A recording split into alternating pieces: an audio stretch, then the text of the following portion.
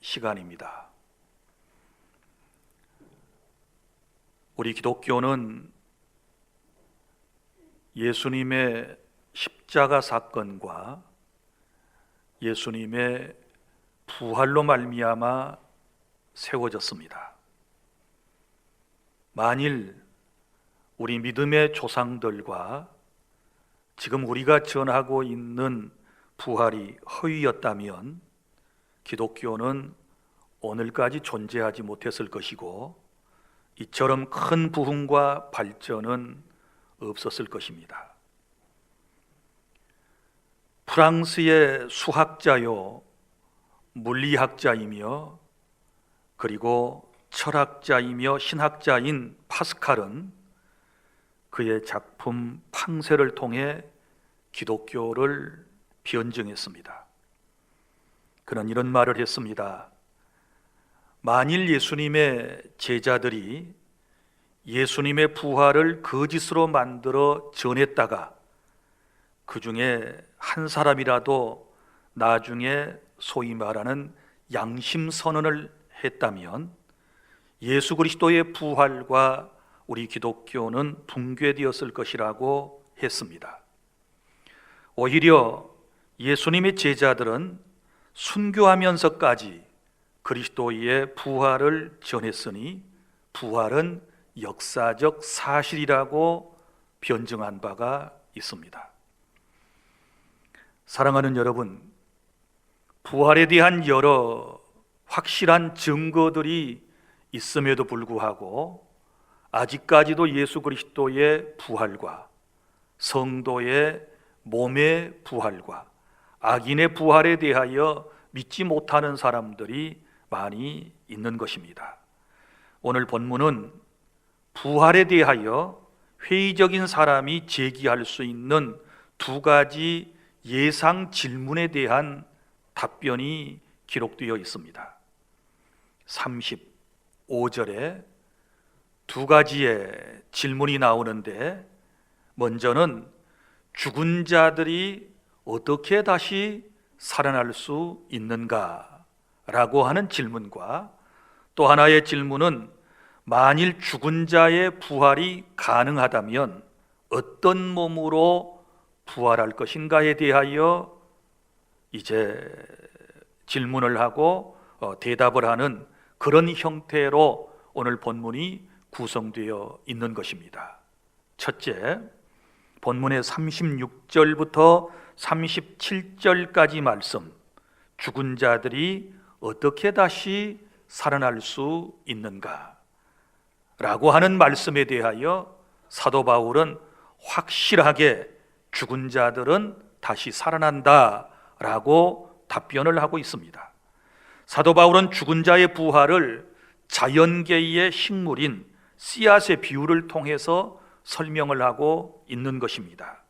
36절, 사도 바울은 부활을 믿지 못하는 사람을 어리석은 사람이라고 말하면서 내가 뿌리는 씨가 죽지 않으면 살아나지 못한다라고 말하고 있습니다. 더 쉽게 말씀을 드리면 씨앗이 땅에 떨어져 심겨지고 그것이 죽어서 새로운 것으로 다시 살아나는 것처럼 사람이 죽었다가 다시 산다라고 논증을 하고 있는 것입니다. 예수님께서 요한복음 12장 24절에서 이런 말씀을 주셨습니다.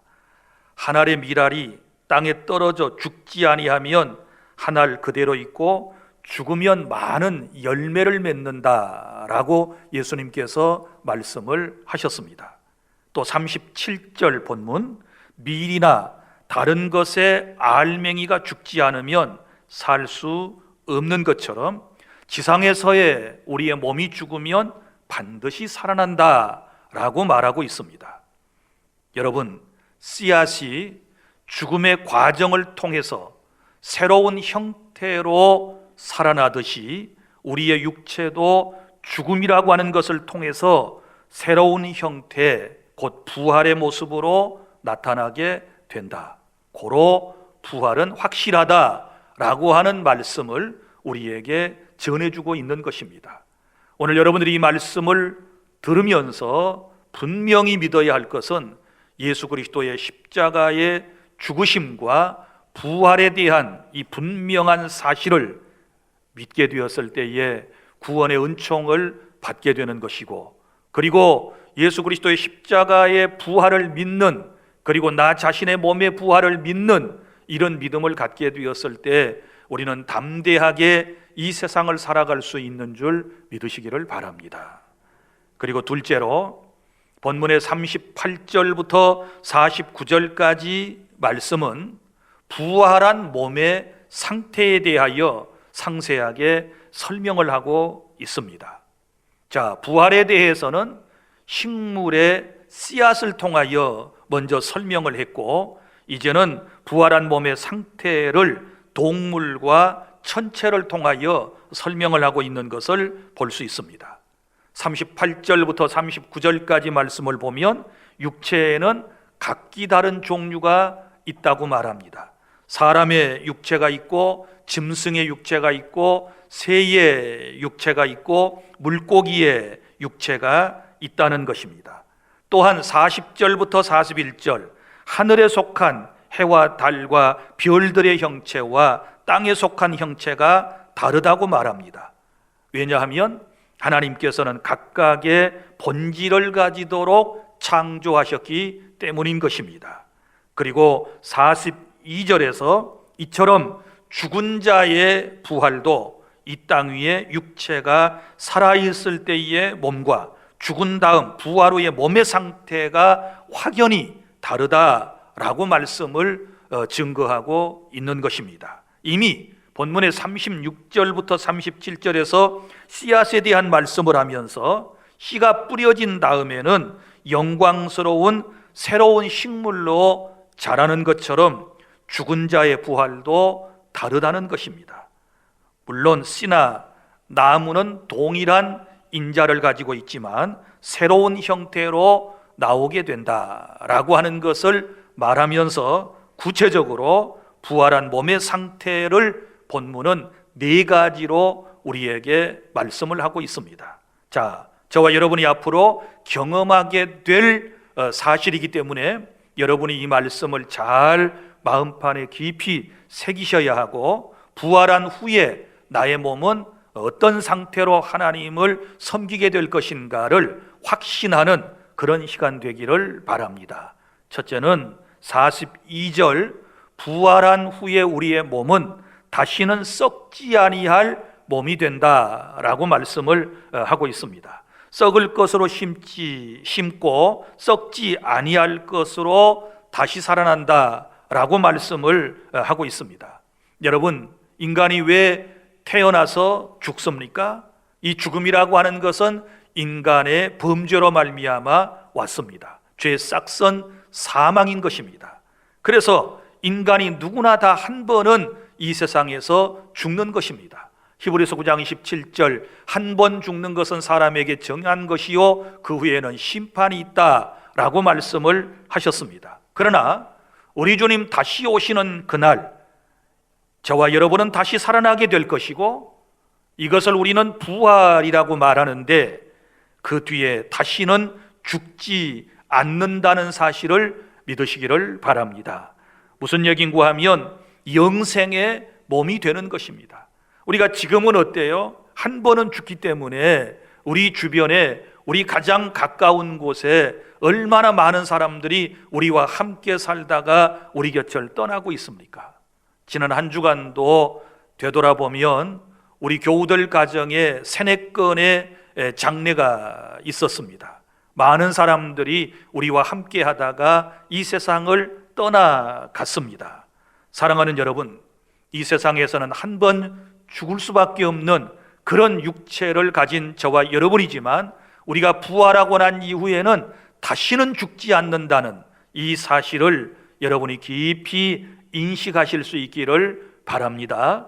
그리고 두 번째는 43절 상반절 말씀, 부활한 몸의 상태는 영광스러운 몸이 된다라고 말씀을 합니다. 욕된 것으로 심고 영광스러운 것으로 다시 살아난다라고 말씀을 하고 있습니다. 여기서 욕된 것이라고 하는 것은 죄로 말미암아 타락된 인간의 아름답지 못한 모습을 욕된 모습이라고 말씀을 하고 있습니다.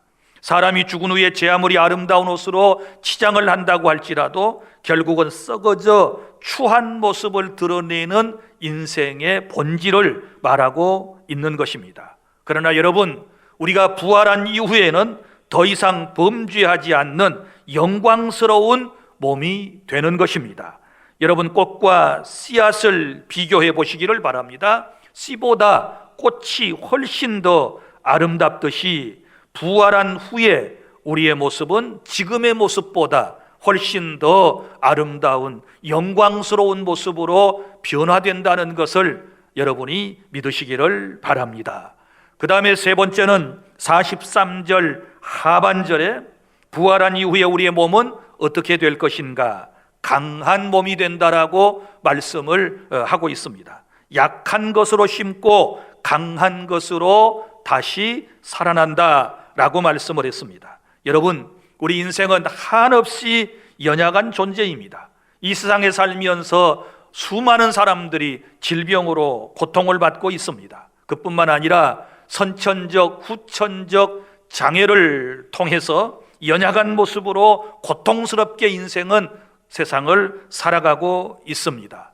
그리고 또한 사단이 득세함으로 우리는 시험과 유혹에 넘어질 때가 얼마나 많이 있는지 모릅니다. 이처럼 인생은 연약한 것입니다. 그러나 부활한 이후에는 가장 아름답고 가장 건강한 모습으로 저와 여러분이 변화된다는 사실을 깨달을 수 있기를 바랍니다. 지금 장애를 통하여, 그리고 지금 질병으로 인하여 고통당하고 있는 분들은 부활의 그날을 바라보며 믿음으로 승리하시기를 바랍니다. 부활한 이후에 우리는 정상적인 몸이 됩니다. 가장 건강한 몸으로 여러분은 탈바꿈된다는 것을 믿고, 지금이 힘들고 어렵지만, 육체의 질병으로 인하여 지금이 너무너무 고통스럽겠지만, 여러분이 부활의 그날을 바라보며 하루하루를 믿음으로 승리하며 살아가시기를 바랍니다. 그리고 네 번째는 44절 말씀에 부활한 우리들의 몸은 어떤 몸이 될까요? 신령한 몸이 된다라고 말씀을 하고 있습니다. 육의 몸으로 심고 신령한 몸으로 다시 살아난다라고 말씀을 하고 있습니다. 지금 우리 육신의 몸은 한계성을 지니고 있습니다.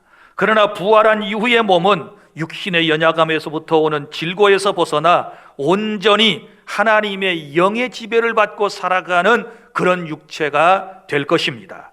48절에서 49절에 말씀하신 대로 예수님께서 가지셨던 몸, 곧 신령한 몸으로 변화되는 것입니다. 물론 여기서 신령한 몸이라고 할 때에 이 몸의 상태가 영적인 존재가 된다는 것은 아닌 것이고, 새로운 영적 생활에 걸맞는 우리의 육체가 된다라고 하는 것을 말씀을 하고 있는 것입니다. 사도 바울은 이 두 종류의 몸의 차이점을 지적하기 위해서 기록된 말씀을 인용을 하고 있는데, 45절에 이렇게 말씀을 합니다.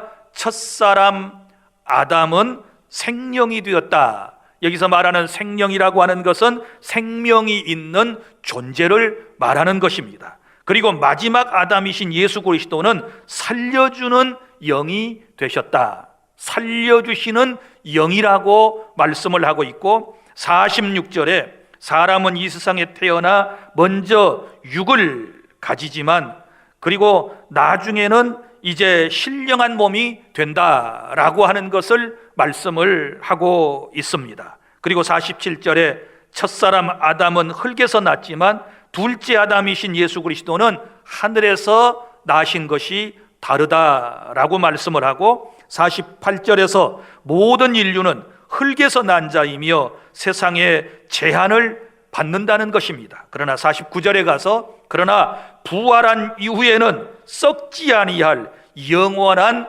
영광스러운 몸으로 저와 여러분들의 몸이 바꾸어진다는 것을 깨달을 수 있기를 바랍니다. 사랑하는 주안의 성도 여러분, 우리는 지금 부활에 관련된 말씀을 3주차 계속 듣고 있습니다. 여러분, 기독교의 신앙의 본질, 다시 말하지만 예수님의 십자가에 죽으신 사건과 그리고 예수님께서 사망의 권세를 깨뜨리시고 사흘 만에 다시 살아나신 이것이 복음의 핵심이고 본질이고 또 우리가 믿어야 할 바라고 하는 사실을 지금 여러분에게 말씀을 드리고 있습니다. 사랑하는 주안의 성도 여러분, 누가 구원받을 수 있을까요? 이 두 가지 사건을 믿는 사람이 구원받을 수 있습니다. 나는 죄인인데 예수님께서 나의 죄를 없애주시기 위하여 사람의 몸을 입고 이 땅에 오셔서 나의 죄를 대신하여 십자가에 피를 쏟고 죽으심으로써 나의 모든 죄가 청산되었다는 이 사실을 믿는 사람들에게 사죄의 은총이 주어지게 되는 것이고, 그것뿐만 아니라 예수님께서는 죽으셨다가 다시 살아나셨다라고 하는 부활의 첫 열매가 되셨다라고 하는 이 사실을 내가 믿을 때 내가 구원받고 나도 몸의 부활에 결국은 참여하게 되는 줄 깨달을 수 있기를 바랍니다. 우리가 이 신앙으로 무장하고 세상을 살아간다면 세상은 결코 두렵지 않습니다. 여러분, 부활 신앙을 믿는 사람을 그 어떤 세상의 것들이 우리를 감당해낼 수 있겠습니까? 그 어떤 것도 우리를 넘어뜨릴 수가 없는 것입니다. 여러분, 죽음의 공포조차도 우리는 부활 신앙을 통하여 극복해낼 수 있는 것입니다. 코로나19의 상황에서 그리고 지금의 현재의 이 어려운 모든 상황을 극복해낼 수 있는 것은 오직 한 가지, 부활 신앙을 갖는 것뿐입니다. 사랑하는 여러분, 죽지만 다시 살아나는 것입니다. 우리 주님께서는 우리에게 여러 가지 말씀을 통하여 우리에게 말씀을 하고, 오늘 또 사람이 죽었다가 살아나는 것을 이전 곡식의 씨앗을 통하여 우리에게 분명하게 설명을 해 주었지 않았습니까? 곡식이 원래는 생명이 있는 종자라면 그것은 땅속에 묻혀서 썩은 것처럼 보이지만 그것은 절대로 죽지 않습니다. 거기에서 새로운 생명이 싹터 오르는 것을 여러분들은 보셨을 것입니다. 여러분, 마찬가지입니다. 내가 살아있는 동안에 예수님을 믿고 예수 생명이 내 안에 잉태되었다면, 생명의 씨앗이 있다면 나는 절대로 죽지 않습니다. 죽지만 다시 우리는 살게 된다라고 하는 이 부활의 확실한 믿음으로 세상을 헤쳐나가고 승리하는 저와 여러분이 되기를 바랍니다. 그리고 두 번째 궁금한 것, 바로 부활한 이후에 우리의 몸은 어떻게 되는가? 오늘 사도 바울을 통하여 하나님께서 우리에게 주신 이 말씀을 여러분이 확신하는 것이 중요합니다. 먼저는 다시는 죽지 않는 영생의 몸으로 변화될 것이다. 여러분, 부활한 이후에는 죽지 않습니다. 물론 성경에 보면 더러 어떤 사람들이 예수님을 통하여, 사도들을 통하여, 선지자를 통하여 죽었다가 소생한 기록이 있다고 그랬지 않았습니까? 소생했던 사람들은 살아나서 잠시 살다가 또 죽었지만, 그러나 부활은 그거하고는 다른 것입니다. 예수 그리스도 재림하신 이후에 부활의 은총을 입은 사람들은 다시는 세상에서 죽지 않습니다. 그래서 여러분, 사망하는 것이 없고 애통하는 것도 없고 고가는 것도 없고 죽음을 통한 이별도 없다는 사실을 믿으시기를 바랍니다. 그리고 또한 우리의 몸은 욕된 몸에서 이제는 영광스러운 몸으로 변화될 것입니다. 죄를 짓고 살아가는 인생의 모습이 다 욕되다고 그랬습니다. 그러나 부활하고 난 이후에는 죄와 아무런 상관이 없는 그런 몸으로 우리가 살아가기 때문에 우리는 영광스러운 몸의 형체를 갖게 될 것이고, 그리고 더 이상 부활체는 연약한 몸이 아닙니다. 이제 육체의 질고로 고통을 받을 필요가 없습니다. 선천적, 후천적 장애로 여러분이 불편해하실 필요가 없는 것입니다. 가장 건강한 그리고 강한 모습으로 저와 여러분이 부활하게 될 것을 믿으시기를 바랍니다.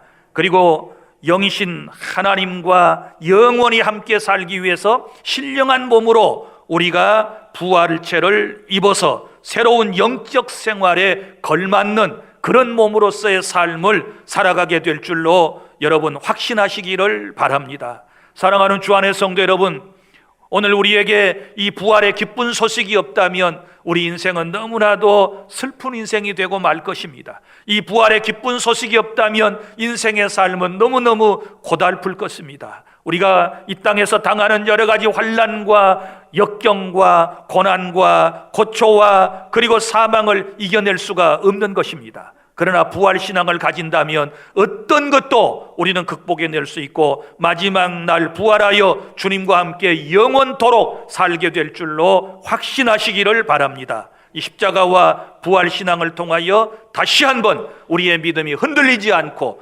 굳센 믿음으로 우리가 하나님 앞에 바로 서서 세상과 싸워서 죄와 싸워서 사단과 싸워서 이겨내는 거룩한 주 안의 모든 성도 여러분들이 다 되시기를 바랍니다. 기도하겠습니다.